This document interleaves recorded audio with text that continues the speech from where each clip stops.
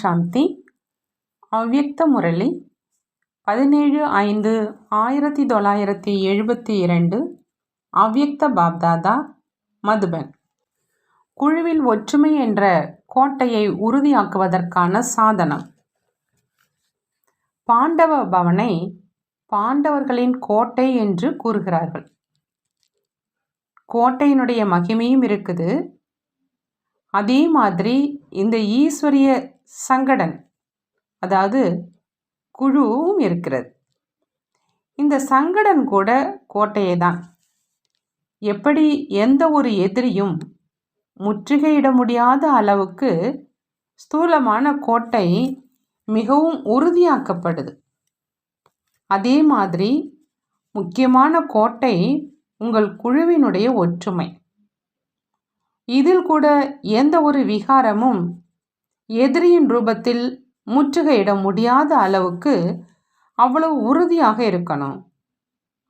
ஒருவேளை ஏதாவது எதிரி முற்றுகை இட்டுட்டாங்க அப்படின்னா அவசியம் கோட்டையின் உறுதியான நிலையில் குறை இருக்குது.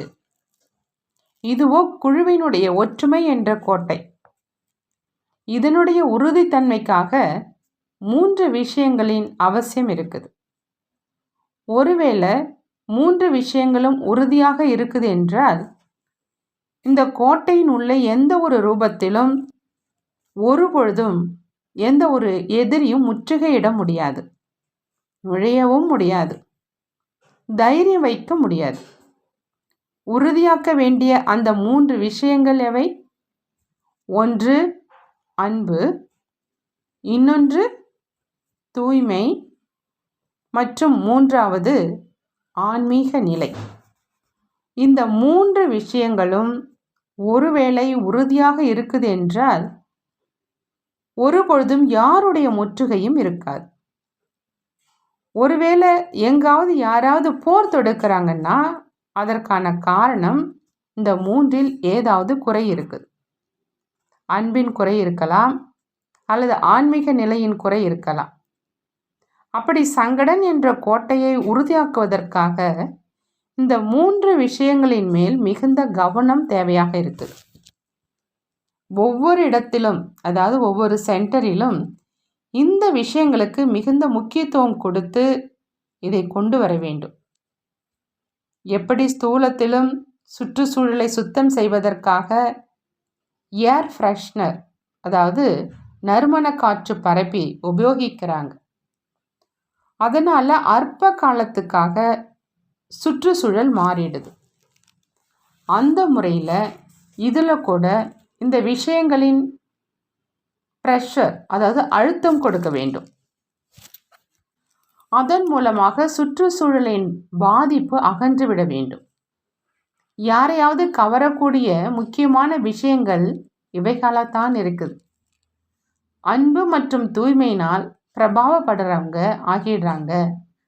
ஆனால் முக்கியமான 3வது விஷயமான ஆன்மீக நிலை என்பது தான் முக்கியம்.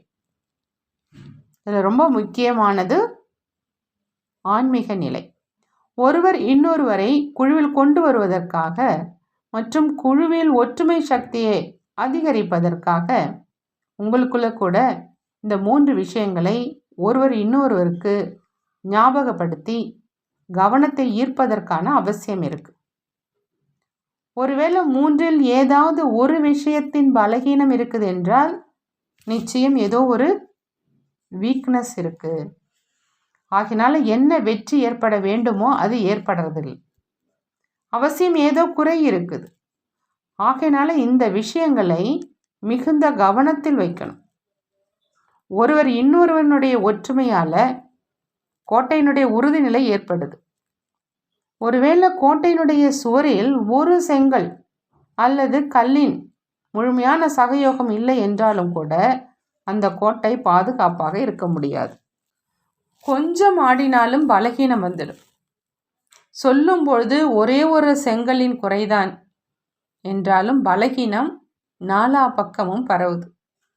அதுபோலவே உறுதியான நிலைக்காக இந்த 3 விஷயங்கள் மிக அவசியம். பின்பு எந்த வைப்ரேஷனும் தொட முடியாது.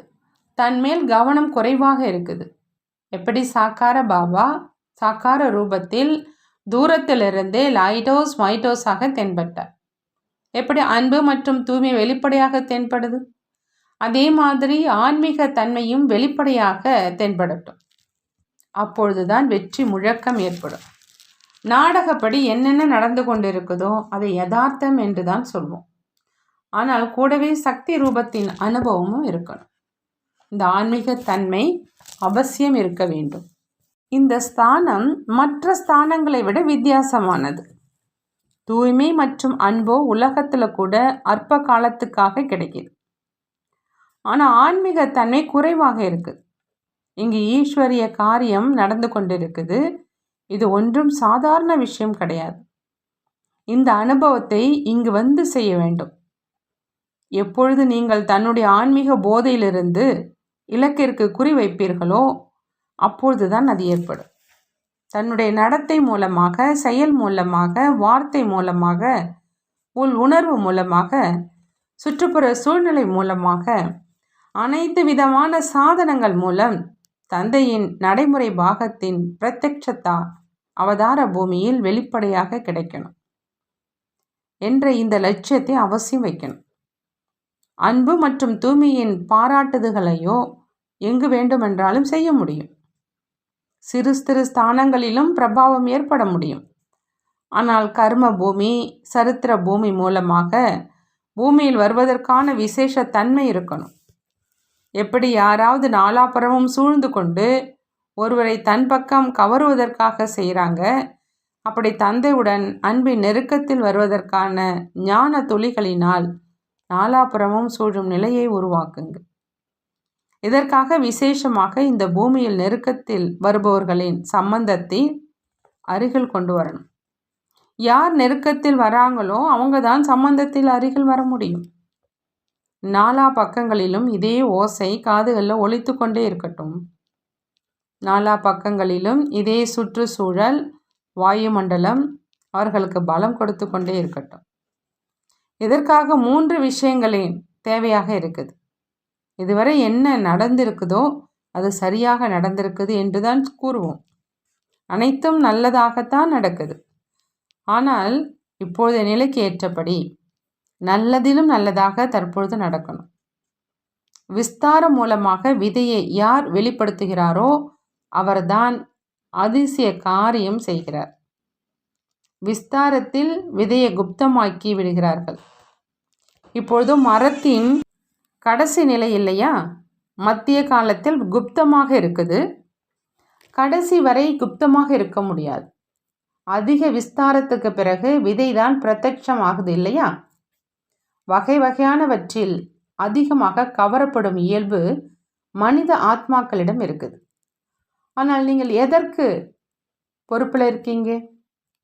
அனைத்து ஆத்மாக்களையும் பல்வேறு வகை மற்றும் விஸ்தாரத்தின் கவர்ச்சி மேல் இருக்கும் கவனத்தை விலக்கி விதையின் பக்கம், அதாவது பாபாவின் பக்கம் கவர செய்யணும்.